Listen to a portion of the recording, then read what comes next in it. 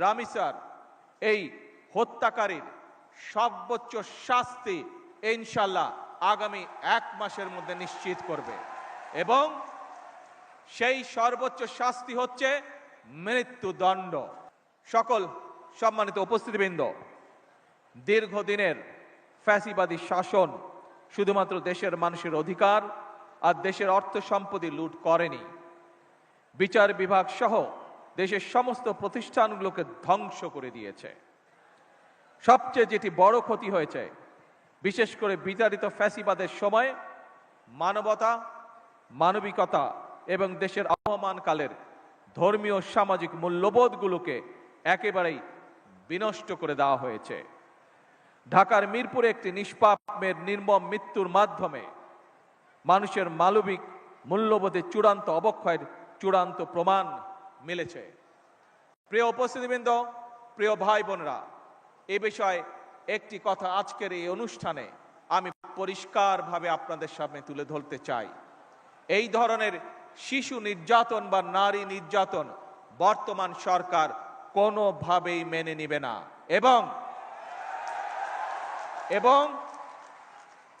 বর্তমান সরকার রামিসার এই হত্যাকারীর সর্বোচ্চ শাস্তি ইনশাআল্লাহ আগামী 1 মাসের মধ্যে নিশ্চিত করবে এবং সেই সর্বোচ্চ শাস্তি হচ্ছে মৃত্যুদণ্ড,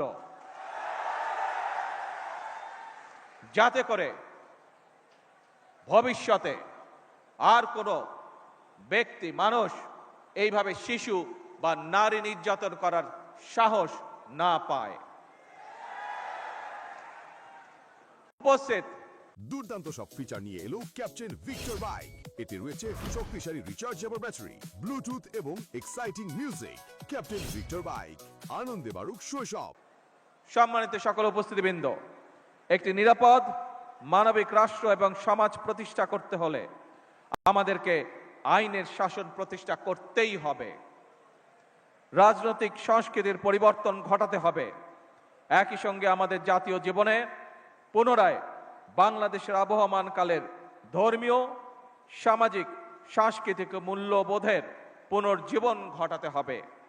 এক্ষেত্রেও কবি কাজী নজরুল ইসলামের জীবন এবং কর্ম আমাদের জন্য প্রাসঙ্গিক। সম্মানিত সুধীবৃন্দ, কবি নজরুলের জীবন এবং কর্ম বিশ্ব সাহিত্য দরবারে আরো বেশি ছড়িয়ে দেওয়া প্রয়োজন।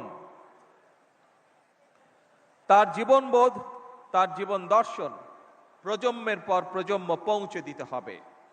এরই অংশ হিসাবে আমাদের জাতীয় কবির স্মৃতি বিজড়িত ত্রিশালকে নজরুল সিটি হিসাবে ঘোষণা করা যায় কিনা এর ব্যাপারে সম্ভাব্যতা যাচাইয়ের